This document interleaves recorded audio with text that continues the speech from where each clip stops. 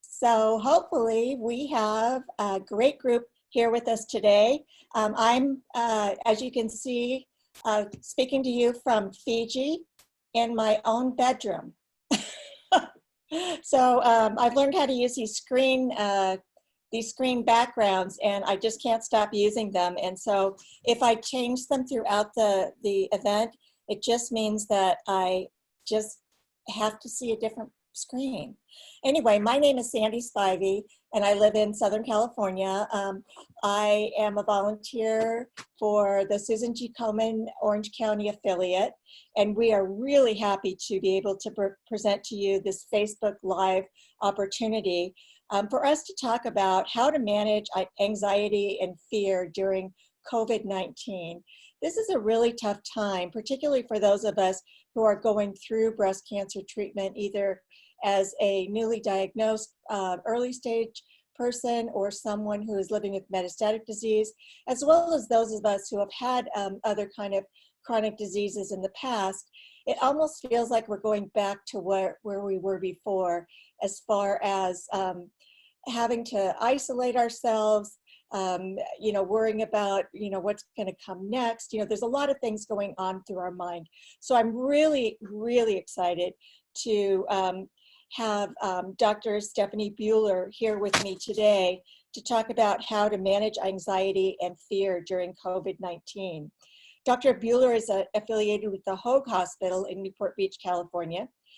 She works with breast cancer survivors and BRCA previvors, and those are people who have a mutation, or there's two different mutations that would indicate a higher risk of having breast cancer. She's an author of a best-selling textbook, What Every Mental Health Professional Needs to Know About Sex and Counseling, Couples Before, During, and After Pregnancy, Intimacy, and Sexual Issues. Dr. Buehler has spoken to both survivors and professionals about cancer and sexuality in the US and internationally, and I'm so pleased to be able to present Dr. Buehler. As you listen to her, if you have questions, please type them in the chat area, and we will address those after her presentation. Thank you. Okay. Dr. Buehler? Thank you. Thank you, Sandra, so much for that introduction. And I really am honored to be here. And of course, anytime I am asked to do anything for cancer survivors or previvors, I always say yes, and I jump on it because for a lot of different reasons that I won't go into today, but I will say one thing I will say is that I am also a cancer survivor, and I had skin cancer on my nose, and I'm really glad that I live here in Orange County so that I had really great plastic surgery. So that was my silver lining for that. So I do understand, that's the thing, I do understand, if you're living with cancer, any kind of chronic illness, and this goes for caregivers too, you have this extra layer of anxiety. So, average person, their anxiety level is maybe here. And then anybody that has cancer or chronic illness, your baseline is changed. It's here because you're always thinking about something, or thinking about managing something, or thinking about the next thing, or thinking about the next test, or whatever it is. So you always have this kind of little bit higher anxiety. Then you add in something like this, which is really a natural disaster. Nobody could have predicted this. No person made it. Nobody wants it, but it's here. And, for the person with their anxiety here, they're nervous and they're up here. For the person whose anxiety is always like a little bit elevated, now you're here. And so I know this morning, I always get like a little nervous before I present, but I've presented hundreds of times. And this morning I started to have I went, wow, I'm really nervous. I'm having a little bit of a panic attack, and I had to sit down and, breathe. And I went, okay, well, that's that anxiety, with all of this going on, my anxiety level isn't here. It's here all the time. You add on a little bit more stress and I'm here. So that's normal. It's natural. It's protective. It's your body saying, get ready because something bad is happening. The thing is, though, this is not something that we have limited tools for fighting this, and our tools are to isolate. And that's not really the human way. The human way is to connect. And so telling us as people to isolate at a time when we really want to be with our loved ones is very, very difficult. So one of the things that I'm going to ask you to do is make sure that you have some support network in place. Now, you're here on the presentation, so that tells me that you are connected with Komen. And Komen, just the fact that they reached out to me, and this is, by the way, the only organization that has reached out to me. No, I take that back. Hogue, we're doing some outreach too about anxiety, but this organization went to the trouble of contacting me and having me here to talk about this. So you are connected with a really wonderful organization. So give yourself a pat on the back, and thank Komen for having this series of lectures. But make sure that you're connecting with other people, anybody on your healthcare team. If you're worried or you're upset, they would want to hear from you. Don't hesitate to reach out. I was also going to say, a lot of therapists, now my specialty is sex therapy. So, people come in with all kinds of other things, and, stuff happens while they're in therapies, and everybody has anxiety these days. We're preoccupied, we're going too fast, we have too much news coming at us. There's just a lot going on all the time, so everybody's anxious. But a lot of therapists currently are doing online sessions. So if you have a therapist or had a therapist, you could reach back out to that person and schedule something. And even insurance companies are being more lax about paying for telemental health sessions. And I also, before I forget, I want to give you a couple of resources to pass along. The Komen has a helpline at 1, and this will be put up on the site, on the Facebook page, but 1-877-GO-KOMEN. And you could also call, they have counselors on staff at OC Healthcare Agency, and that is 855-OC-LINKS, LINKS, 855-OC-LINKS. And so there's help. So, I think I heard somebody say, you may be isolated, but you are not alone. So make sure that you're connecting with your friends, with your family members, with your healthcare team, with a counselor, whatever you need to get through, a place to talk about your feelings, talk about your fears. They are normal. It is normal to be fearful or sad or whatever it is that you are feeling now, or even to go into denial. I think, it's okay to be like, for some part of the day, every day. I know I am. I'll think like, oh, everything's normal. And then I'll think and I'll go like, no, it isn't. It isn't. So, and that's the other thing I want to say to you is to accept. Acceptance is a very difficult thing in my practice. When I tell clients, well, I think, maybe we'll need to work on acceptance, or you will need to work on acceptance. And they look at me and go like, I can't accept this because I don't like it. And I say, well, I didn't tell you to like it. I said to accept it. So one of the things you may say, and you can say this about all kinds of things, is that I accept it. I don't like it, but I can accept it. This is the way it is. And, there's a lot of people are reporting feelings of grief. I think that goes along with having, if you've had a cancer diagnosis, I'm sure that you've heard that there's grief that goes along with that. There's grief that goes along with this as well. People are losing connections. I cannot see my daughter. She's 10 miles away. I can't visit with her. Canceling all kinds of events and whatever. So we're losing all kinds of things, losing our freedom to even go out the door and feel comfortable or feel safe. And,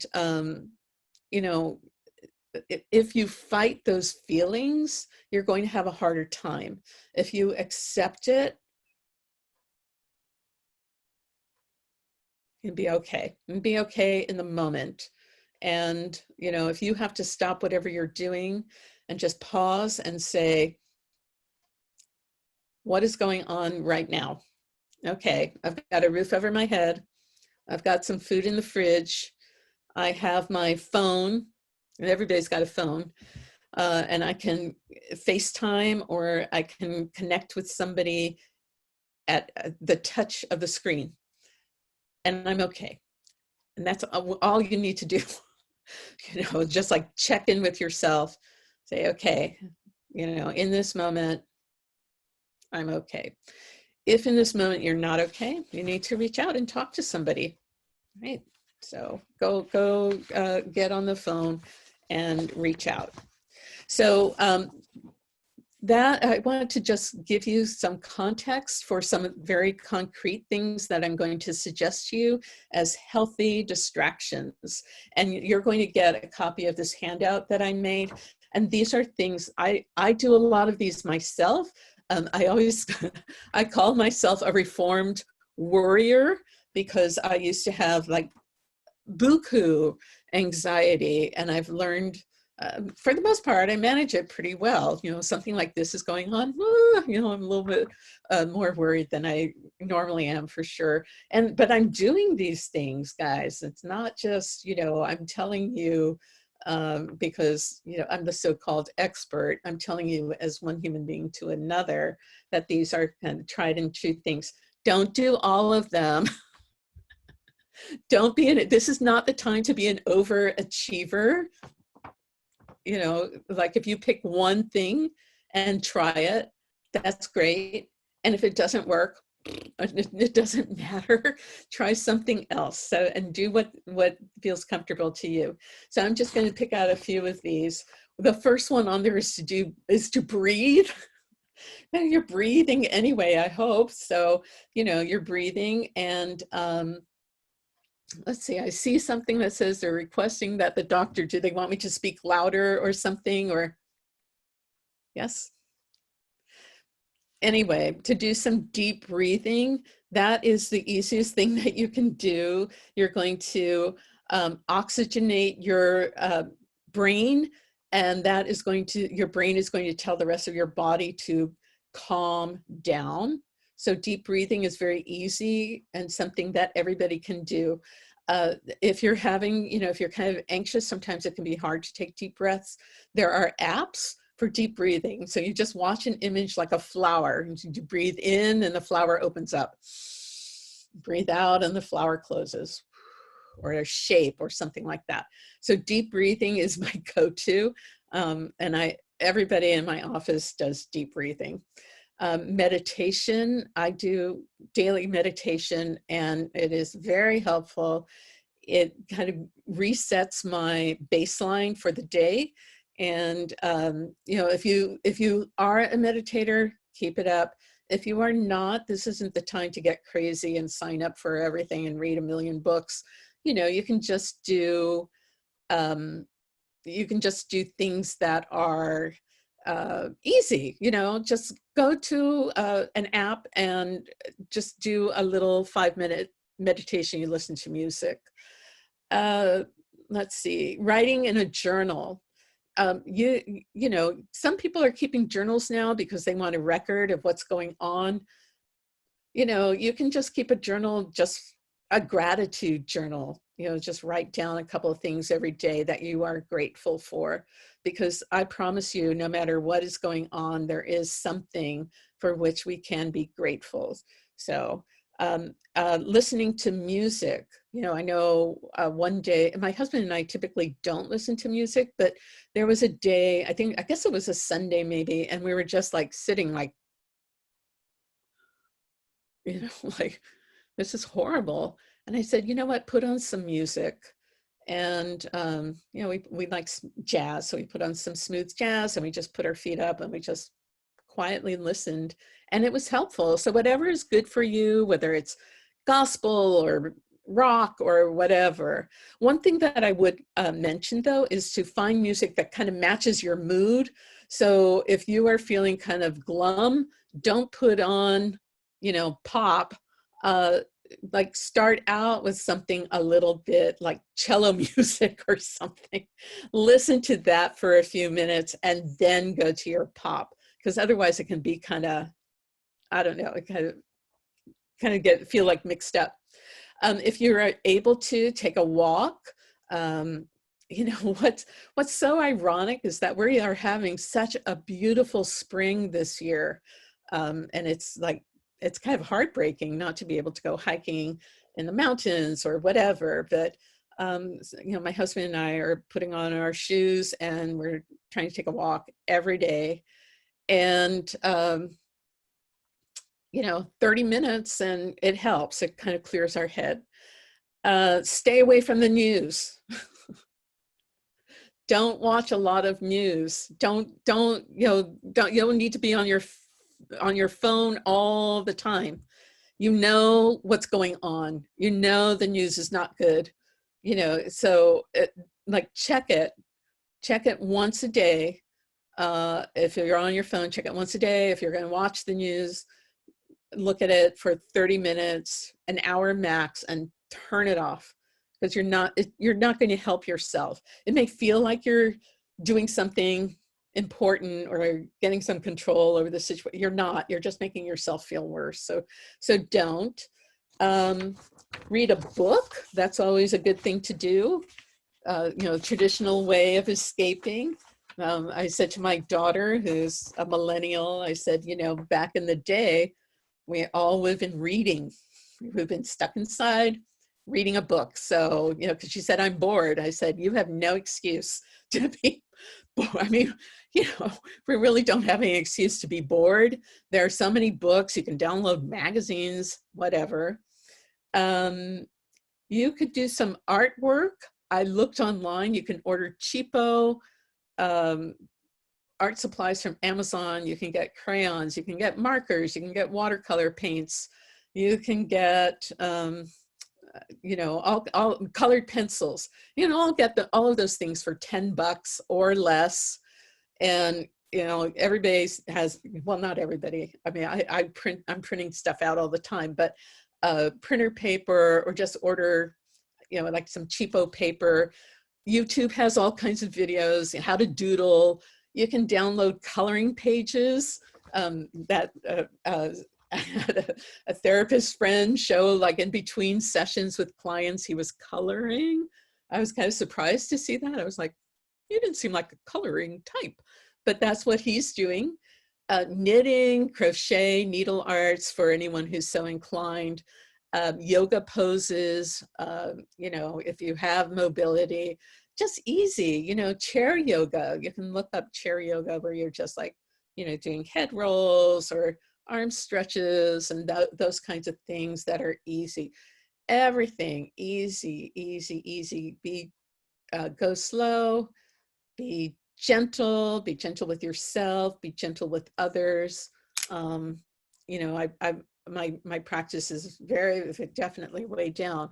But people are saying, people I'm talking to are saying, I'm disappointed in this person, disappointed in that person. I'm saying, everybody has some kind of internal struggle now. Don't expect too much from people. Be gentle with yourself, be gentle with other people. And I think that's probably a good place to stop, is, be gentle with yourself. That would be my ultimate message for you. Be kind to yourself and give others grace. So do we have any questions? I have a couple questions I'd like to start with. You talked about being a reformed warrior. What did you do to reform yourself for those warriors out there like me?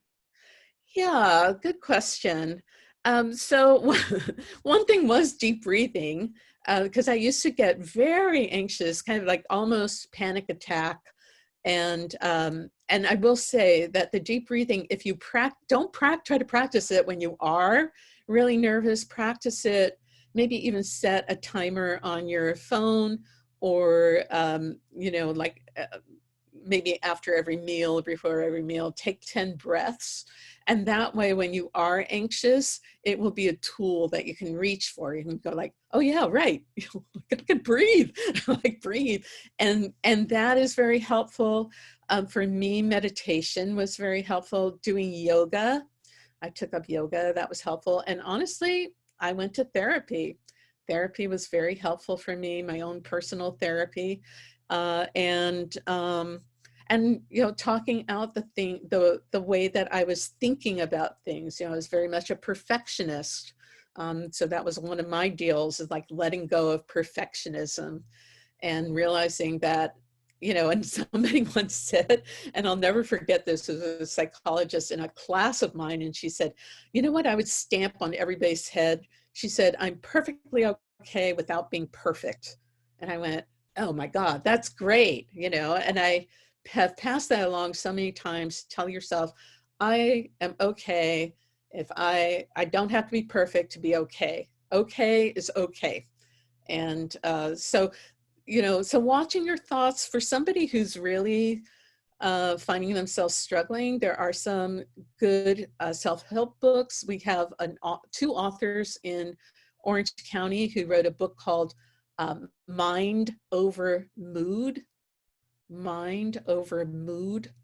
And that is a book on how to kind of understand how the thoughts that you have contribute to your anxiety or your depression or whatever, So that would be a good self-help book to maybe look at. And there are others that are very simple as well. There's one, I think it's called like 10 ways to manage your anxiety, like 10 easy ways to manage anxiety. Like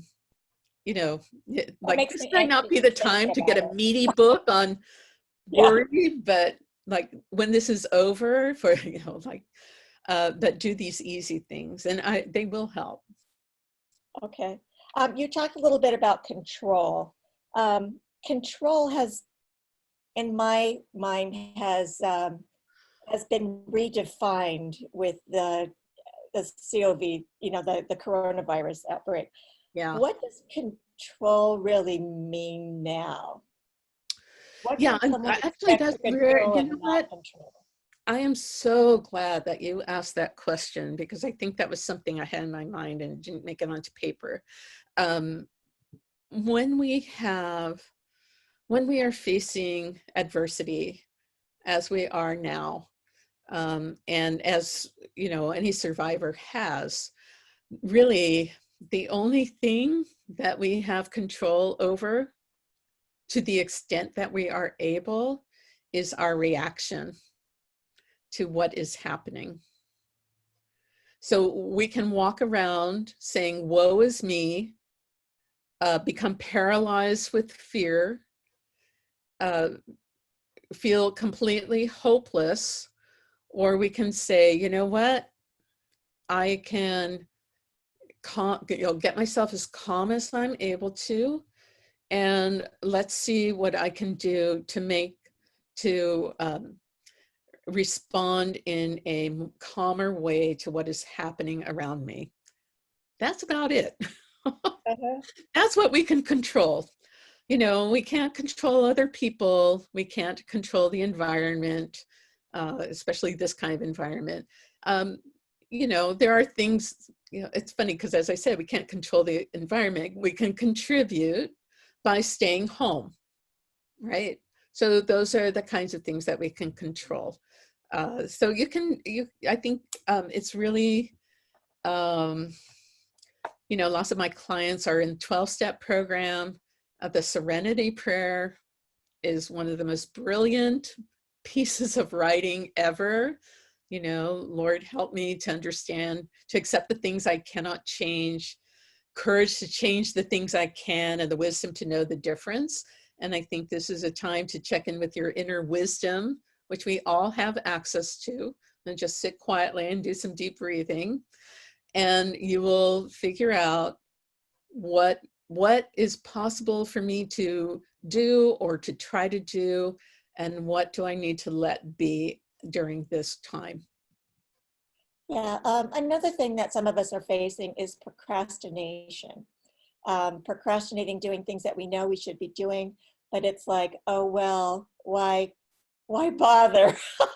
You know, what what do you Yeah, say about getting yourself out of the procrastination hole? no, I would be gentle with yourself about it and say, you know what, unless it's something that is urgent, you have a phone call that you must make, maybe it has to do with finances or, a health appointment that you, is important, but you're going to have to reschedule. I would put some kind of, again, the phone, put some kind of alarm on your phone that this is something that is a must and that you're going to get done. And then anything else that you get done is gravy. You Okay. know, I mean, whew, I'm updating a textbook. I'm updating my textbook right now. And for some reason, I chose to work on maybe the hardest chapter in the whole thing. And because I thought, well, this is a good time to really get into it. And now that that's done, I'm like, nope, I am going to work on the easy stuff. And, if you're procrastinating, you're saying, good, now I can empty out that closet that I've been meaning to empty out for the last 5 years. And you go like, I don't feel like it. That's okay. You don't have to. It's okay. Can I get a No note from you that permission. says that? We have another question. For those of us who are immunocompromised and are already feel very isolated just because of our diagnosis, how do you suggest we might feel a sense of community, even though we're isolated because of our immuno situation, and we can't go out, on top of that. Right. Right. I understand. Like being a kind of a double shut-in. We're all shut-ins now.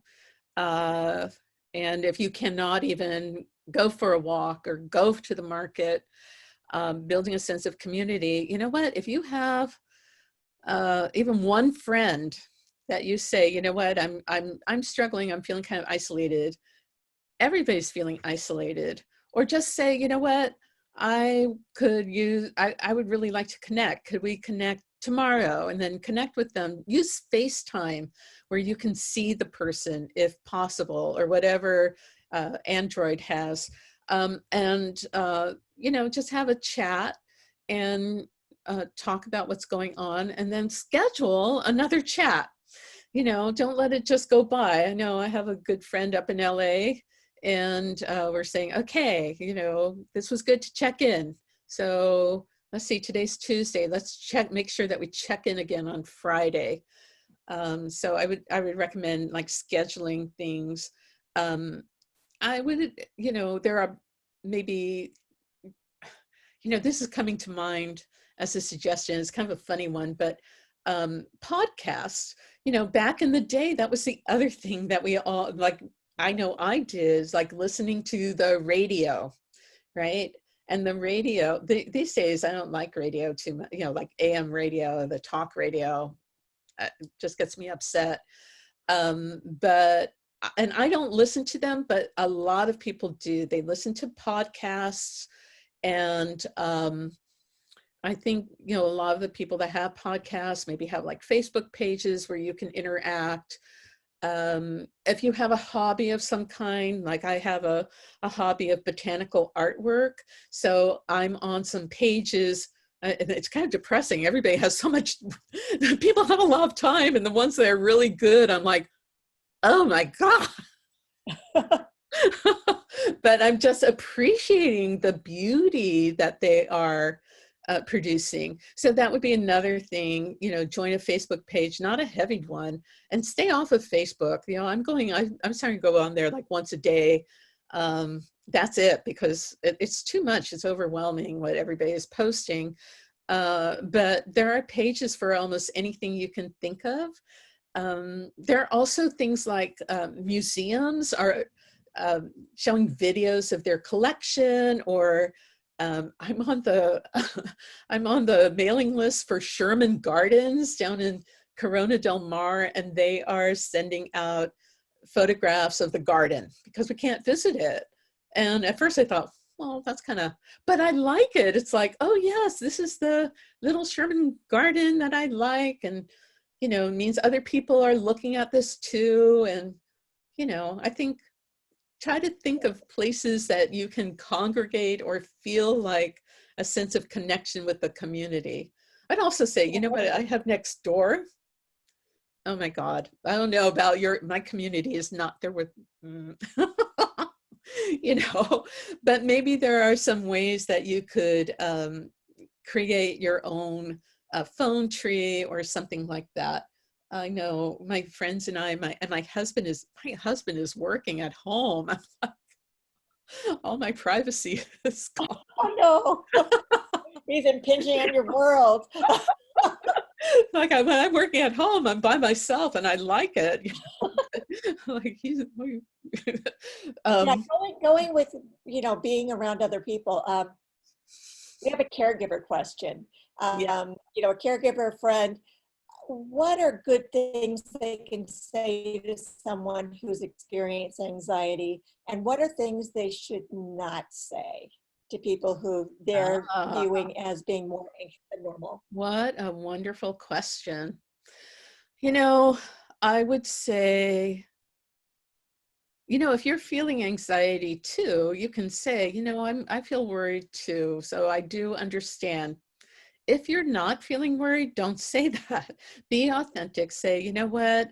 I don't understand exactly how you're feeling right now, but I am here for you. And if there's anything I can do, let me know. If you just want me to listen, I'll do that. If you want to be by yourself, if you want me to hold your hand, whatever you need, I'm here.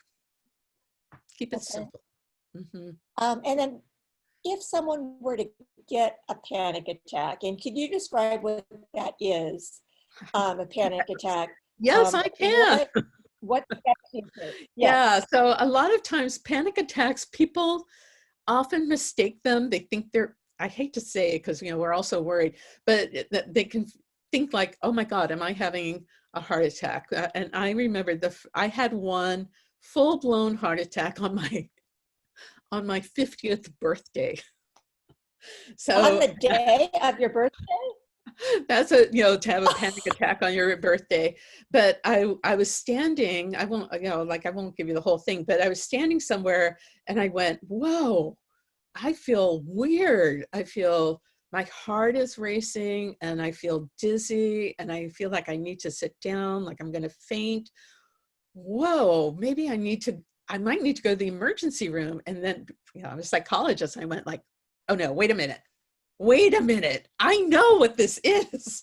This is a panic attack. And so I just sat down and, you know, just like did deep breathing. I had to actually put my head down between my knees because I felt lightheaded. So I did that for a minute or so. And then I just did some deep breathing. And I just told myself, you know what? I know what this is and it will go away. It will go away. And I'm going to be fine. And I was, and I have been, you know, every once in a while I get like, you know, feel it. And I know, but I go, well, I know what that is. I'm just going to do my deep breathing and it goes away. Yeah, so some people can't even catch their breath during panic attacks. You know, they're just breathing in and out to the point where they just feel like they can't breathe anymore. Hyperventilate. If you're really hyperventilating, go get a paper bag and breathe into it. That is the tried and true way. Get a paper bag and breathe into it, and it changes the mix of oxygen to carbon dioxide. So you could do that as well. But, you know, and don't get upset with yourself. And, you know, people have them. Don't get too upset about it, because if you get upset, then what happens is you start kind of monitoring yourself, not even consciously. There's like a little part of your brain that's going like, am I about to have a panic attack? Just take it easy and, you know, try to do regular deep breathing. That is a kind of a sign that maybe you need to do some yoga or meditation or artwork or something to calm you down. Okay. One of the things that you said was, this isn't the time to be an overachiever. But what I've noticed on Facebook and on Twitter, a lot of people are baking. What do you think it is about baking that is Begging. useful for people to do right now during, this particular time? Are you saying begging like No, begging? no, baking like a cake. Baking. Or, yes, and bread. Yeah, We're I not don't I to don't that pronounce point that yet, I word hope. very well. Okay, baking. Yeah, right. You know what? Good for them. I baked some M&M cookies and I put them up. I went like, I found small batch baking because who needs like a big batch? And I made like 6 M&M cookies and I photographed them. I put them up and like 3 people said, yay. And I was like, really? Meanwhile, a friend of mine did a pineapple upside down pecan cake and it was gorgeous. And she got like 80 likes, right? And I'm like, well, my M&M cookies look nice. I'm like, you know what? Forget it. Like, this is not the time. Don't compete. Be happy for the person that you just say, good for you. Yay. Yeah, one of the things about baking is just the aroma in the house can be kind of calming. Yes, a If lot you of walk in people a house, enjoy baking. I'm not a baker. I, uh-huh, is that like my way of cooking is 5 ingredients or less. That's uh-huh.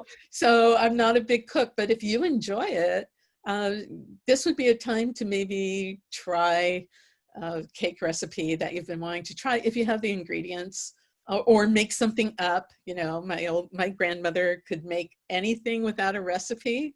So it's time to improvise. And if it sucks, it sucks. And oh well.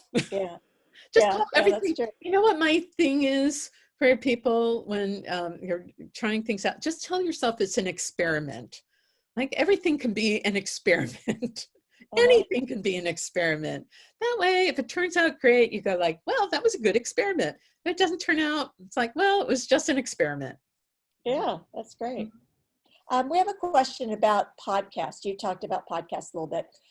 Do you have any recommended podcasts for relaxation or meditation or? No, you know what though? I will tell you something. It's not a podcast, but I might have to look it up, but I think it's on the site called Coursera. And there's a class that everybody is talking about by a Yale professor on well-being. And so I will write that down and I will find out what that is. I'm looking for my pen, and I will send that so that it can be put up on the Facebook page. So that Okay. would be a good thing to listen to. I like, as somebody who meditates, I like Jack Kornfield. He's a Buddhist teacher, but I think what he has to say is very universal. So he's very good. A lot of people like Tara Brach, Brach. They sometimes do things together.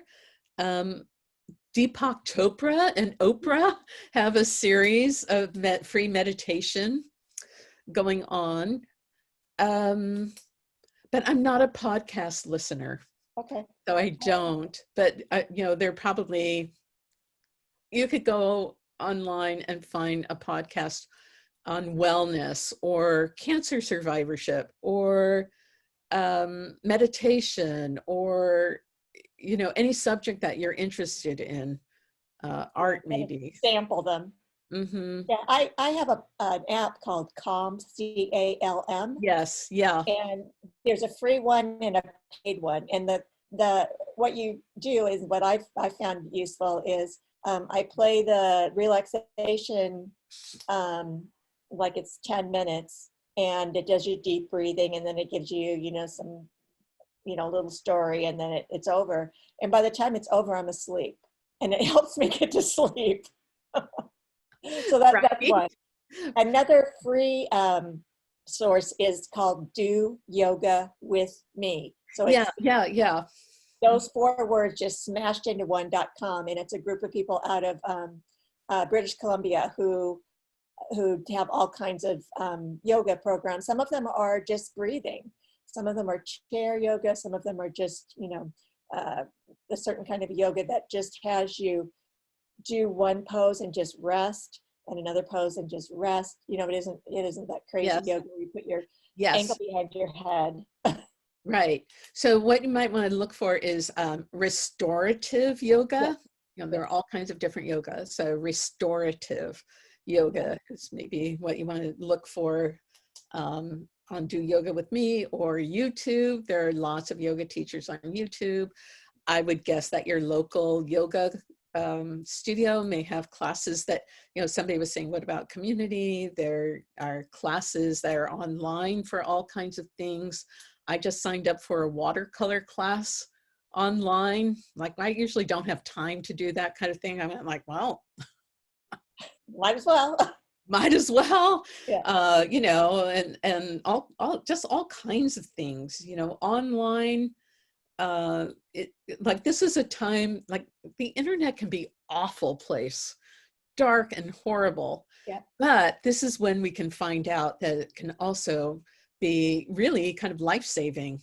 Yeah. So use it, be creative, think about the things that you love and that interest you, and find other people online that are either offering podcasts or videos or whatever, Facebook pages, and join up. Yeah. Yeah. A question I have for you is, there's a lot of people who've never seen a therapist before. You may be one of the first persons, people that they've heard of that, and you can see like you're kind of a normal person. You have normal things, normal fears, normal everything. At what point do you think someone should reach out to a therapist for assistance?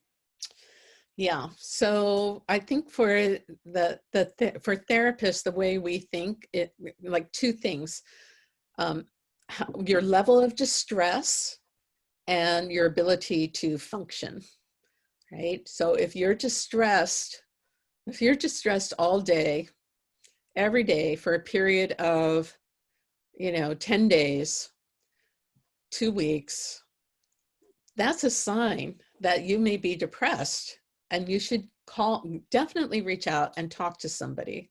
If you are feeling anxious most of the day, almost every day, that's a sign that you should get some help.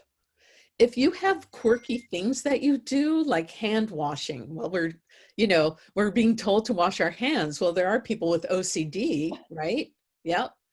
Who, like, that's their thing, is hand washing. So I'm hearing that people that have OCD are having to really reach out to therapists. Eating, if you find like you're at the fridge and eating all the groceries that you just bought, that's probably a sign that you should talk to somebody. It sounds humorous, but it really isn't. It means that you're distressed, or if you're not eating at all.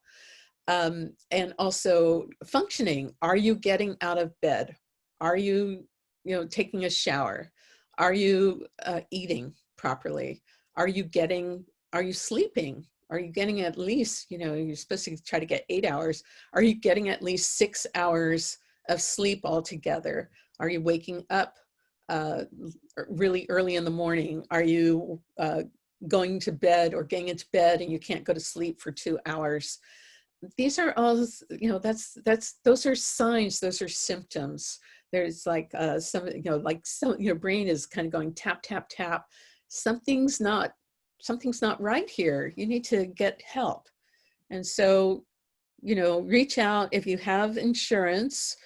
What I recommend is that you call your insurance company and say, I want to speak with a therapist, and find someone who, at this time, who will take your insurance, right? And even if you have, I tell people sometimes who call me, even if you just want to commit to a couple of sessions can really be helpful to you at a time like this. So this is self-care. This is, good self-care. and way of taking care of yourself is to reach out and get some professional help.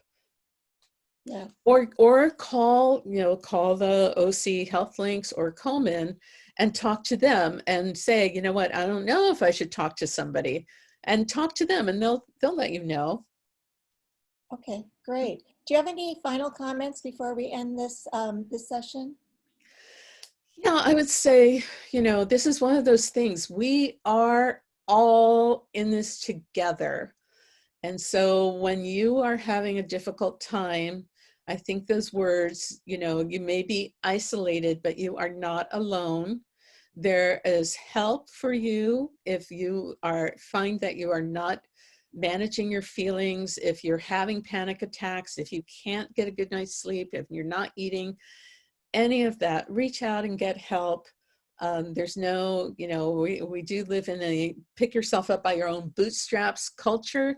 This is the time to ditch that. It's not helpful to you at this time, and be willing to get help if you need it. Do try some of the very concrete things that I recommended to you. I think some of you will find that that's enough to, manage whatever worry that you have. And remember that you are, you're already a survivor. And I do believe, knock on wood, that if we hunker in the bunker and we do what we need to do to keep ourselves and other people well, and we get through this, that we will emerge from this stronger, more thoughtful, maybe going a little slower and being more appreciative of what we do have. So, and I really thank everybody who joined us today and took time out to do this self-care. That's, be kind to yourself. Yeah, and we really appreciate your comments. It's really been helpful. I know with me being at home, not being able to see my grandkids and not being able to do some normal things, it just feels good that my not feeling normal is normal. And I really appreciate those comments. Yes, that's right. Yeah. Well put. Thank What you so much, Sandy. Really appreciate your moderating this. You did a great job. Thank you. I want to mention to everyone who's on the Facebook Live is that the Komen Orange County group will upload the doctor's resource link on the COVID-19 page, so you'll be able to see that. There have been a lot of people who have shared resources and information on the live comments, and we'll try to get those all together so that you can see those as well. We hope to have chats like this in the future. If you have ideas for other topics that you'd like to cover, or go more in depth into this topic, or to do something like this, same thing again, because I think this is a message that we could hear more than once, please do so. So thank you so much for your contributions, Dr. Buehler. Thank you for Komen Orange County for hosting this, and thank you to all the viewers who are part of this program. So thank you very much. And aloha, or whatever they say in Fiji. That's right. Bye-bye. Very good. Thank you. Bye-bye.